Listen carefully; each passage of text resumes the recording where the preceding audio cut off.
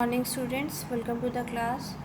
So we have started the history first chapter, that is the establishment of British Empire in India, and our today class we are going to start the next topic, that is Anglo-Maratha war struggle with the Marathas.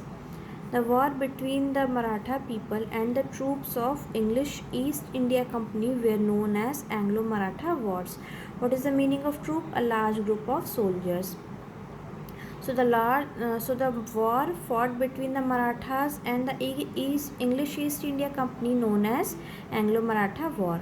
By the late 18th century, the Maratha Hindu, divided into over 30 clans, has formed an uneasy confederacy. So, in 18th century, the Hindu Marathas divided its clans. What is the meaning of clan? A group of families related to each other. So they divided their group of families into different groups, small or large groups in different areas, and formed an uneasy confederacy. What is the meaning of confederacy? A union or a group of states with the same aim. So they divide their families into different parts, into different in the different areas of the state, and form a different union and state with the same aim, that became a significant force in northern and central India. Rivalries between chiefs were exploited by the British. In the Second War, Sir Arthur Wellesley won the Battle of Assaye and Aragon. And in the second war, Sir Arthur Wellesley won the Battle of Assaye and Aragon. The Charter of East India Company were renewed in 1813, when no further British acquisitions were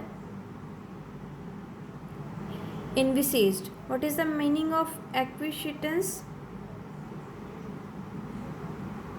Obtaining or buying something.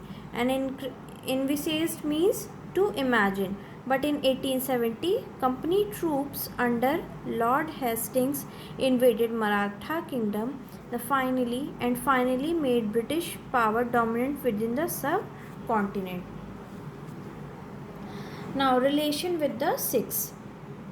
So, how the English East India Company relation with the Sikh of India. The Sikh were the finest soldier in India. They were always supported Ranjit Singh to bring the whole of Punjab under his control. So the Sikh wanted that Ranjit Singh would control the Punjab. He was a chief of Shukracharya Misl. He was very bold and strong. He brought the whole Punjab under his control, but control up to the river Satluj. He also occupied Satluj states of Patiala, Nabha and Sindh. Ranjit Singh has also won the respect of British in India. Ranjit Singh entered into the Treaty of Amritsar with the English in 1809. So Ranjit Singh was a Sikh controller who controlled over the Punjab.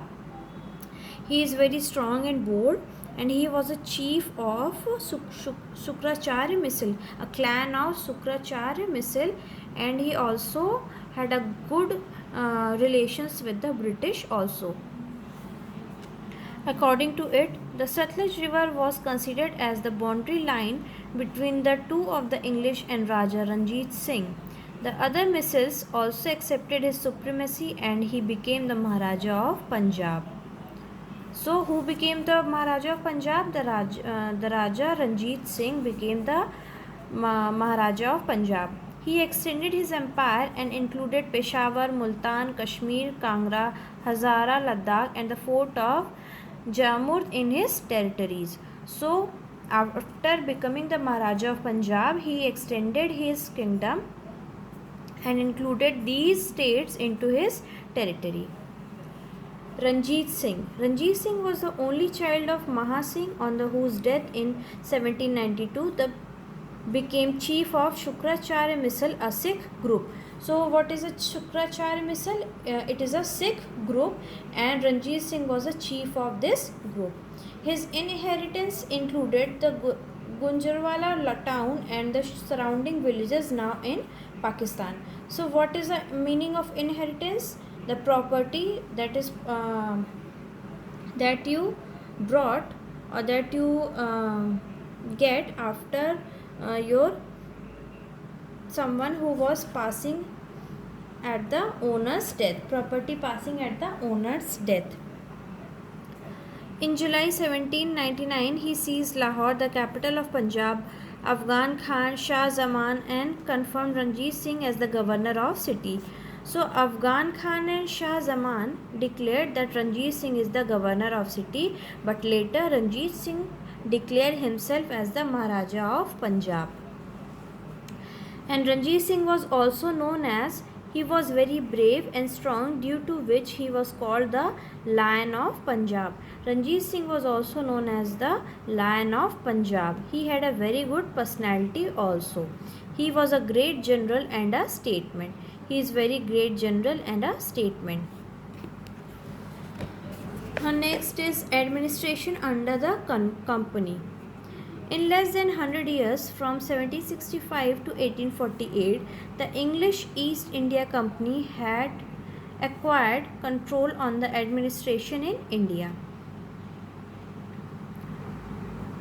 It was really a starting speed at which the company completed its conquest of India in which a short period. During the period, slowly and gradually, the British government took the administration of India in its hand and established its control over the affairs of the company till it was abolished in 1858.